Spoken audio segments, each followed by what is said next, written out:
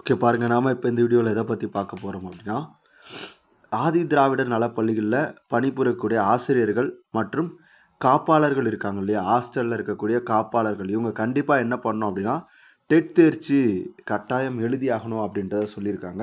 அப்போ ஆதி திராவிடர் நலப்பள்ளிகளின் ஆசிரியர்கள் காப்பாளர்களுக்கும் இந்த டெட் தேர்ச்சி அப்படின்றது மிக மிக கட்டாயம் அப்படின்றத யார் சொல்லியிருக்கா அப்படின்றத பார்ப்போம். இங்கே பாருங்கள், இது வந்து பார்த்தீங்க அப்படின்னா ஆதி திராவிடர் நலத்துறை ஆணையராக இருக்கக்கூடிய ஆனந்த் அவர்கள் வந்து பார்த்தீங்க அப்படின்னா ஒவ்வொரு மாவட்ட அலுவலர்களுக்கும் என்ன பண்ணியிருக்காரு, தனித்தனியாக சுற்றறிக்கை அப்படின்றது வெளியிட்டிருக்காரு. ரொம்ப முக்கியமான ஒரு சுற்றறிக்கை. ஏன் அப்படின்னா ஜூலையில் வந்து பார்த்தீங்க அப்படின்னா உங்களுக்கு ஸ்பெஷல் டெட் அப்படின்றது வரப்போகுது.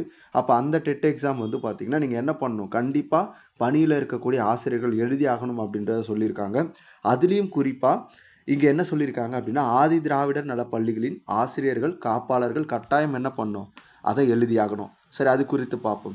உச்சநீதிமன்றத்தினுடைய தீர்ப்பின் அடிப்படையில் ஆதி திராவிடர் நலத்துறை பள்ளி சமூக நீதி விடுதிகளில் பணிபுரியும் ஆசிரியர்கள் காப்பாளர்கள் 2 ஆண்டுகளுக்குள் ஆசிரியர் தகுதி தேர்வில் என்ன பண்ணும், தேர்ச்சி பெற்றிருக்க வேண்டும் அப்படின்றத சொல்கிறாங்க.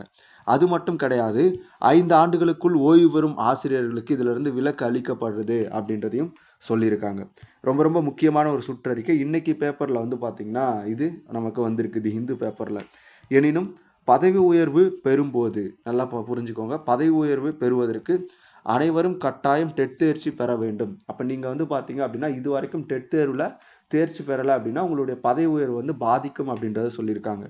எனவே தங்களது மாவட்டத்தில் உள்ள ஆதி திராவிடர் நலத்துறை பள்ளி சமூக நீதி விடுதிகளில்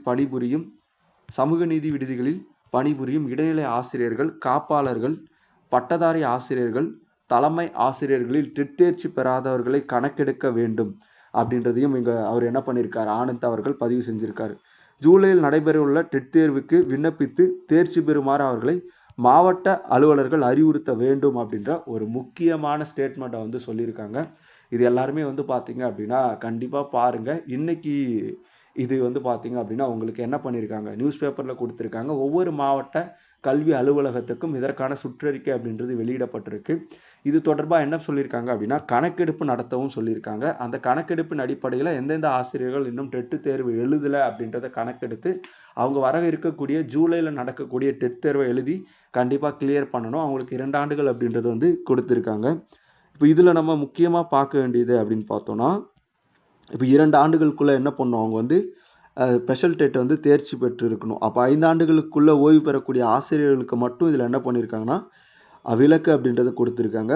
பதவி உயர்வு பெறும்போது கண்டிப்பாக என்ன பண்ணணும் அப்படின்னா இந்த டெட் தேர்ச்சி அப்படின்றது பார்க்கப்படும் அப்படின்றத சொல்லியிருக்காங்க. அதனால் பதவி உயர்வு பெறுவதற்கு இது ஒரு சிக்கலாகவும் இருக்கும் அப்படின்றத சொல்லியிருக்காரு.